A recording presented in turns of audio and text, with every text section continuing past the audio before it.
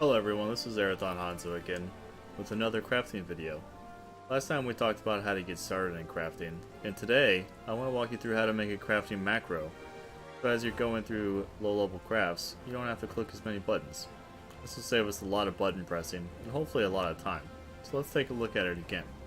We're going to look real quick at the craft we were working on, just our basic hemp and yarn craft. We're going to try to make one real quick. We'll look at the EXP difference again. Last time we proved that more quality is more EXP. You got 189,000 experience there. Not 189,000, 189. I would love to get 189,000. If we had a little bit more quality by using some more actions, we can get more experience out of it. But we also have to take more time. And we're not doing very well either. Wow. The trade-off here is that we're not going to spend as many materials. If you're just getting started in crafting, you probably don't want to spend a whole lot of money on materials. So we did pretty well there. We got 328 experience points compared to 189 the first time. And we didn't even do that well in the craft. Let's look how we can get through all that again without having to push all the buttons ourselves. To do that, you can get a macro. If you hit escape to open up the system menu, you can go to user macros here and open up the macro menu. There's some default macros in here. There's some other macros I've got in here for tanking, a countdown macro and a ready check, but we're going to make a crafting macro. And this is pretty simple. There's some basics, almost like a programming language, on how to make a macro. And what we're going to do here first is tell the game we want to use an action. So we type /AC. That tells the game we're going to use an action. And to tell it which action we're going to use, we put it in parentheses. We want to use basic touch. That's the low level, very first skill we get for crafting to increase quality.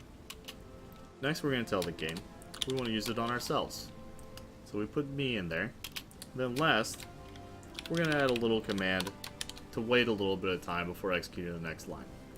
So the important parts here is /AC for an action. You put the name of the skill inside quotation marks. You put the target of the skill inside angle brackets. And you also put angle brackets around the wait command. And the time is set by wait dot the number of seconds you want to mate. Wait. That's funny. And then you go on to the next line. So we can actually copy this line because we know we want to use basic touch 3 times in our craft. So we're going to do that. Then next, we want to use a different skill, but we want to keep everything else the same. So we're just going to change this part. We want to use Master's Mend to restore our CP, or our durability, excuse me, not our CP. We'll go on from there. Next, we want more basic touches. And lastly, we need to finish the craft, so we need to add some progress. So we're going to switch this one. Basic synthesis. We're going to do the same thing again. We're going to make one more basic synthesis just to give us a catch-all in case the first one fails. So now we've used every bit of durability, every bit of our CP. We're going to get the most experience points possible out of every craft. The last step is we're going to add an echo command that says craft complete. And we're going to use the Square Enix sound effect here to let us know in chat that the craft's completed. And what this does is when you use /echo, it puts a message in chat that looks like an emote, but only you can see it.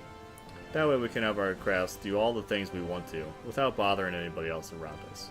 Let's go ahead and give it a shot. We can change the icon here, make it look a little more crafty. We're just going to name it crafting macro.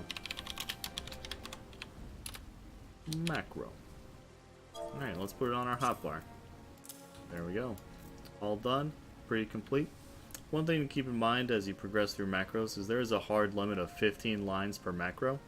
So later when we make some more complicated macro, we're going to cascade through them. This echo command will say something like macro 1 complete. So we know that the next button we need to push is macro 2. Okay, so let's see it in action. We're going to start a new craft here. We're just going to click on the macro to get it started. It should use our 3 basic touches, a Master's Mend to restore our durability, And 2 more basic touches. And then 2 attempts at basic synthesis to make sure we finish the craft. There we go. And we leveled up. Perfect. That's the easiest way to make a macro to save you some time when you're crafting. Now you only have to hit one button to perform up to 15 actions while you look at something else on your screen. You can chat while the macro is progressing. It doesn't interrupt anything. And it's overall much more convenient than trying to remember your entire rotation every time. And you won't make a mistake. Next time, we're going to look at crafting role actions. So besides all the actions that you have for one class, you can actually pick up additional actions here from other classes. We're going to get to level 15, which is when the first one of these unlocks. We'll see what kind of cool abilities we can get from other classes. So I hope you guys enjoyed this video. That was our first crafting macro. I hope it's helpful for you. At least maybe you learned some of the syntax for basic Final Fantasy XIV macros. And please look forward to our next video, where we're going to talk about these role actions and how to use them together on different classes to maximize our quality again. Thanks for watching. Everybody have a good day. Bye-bye.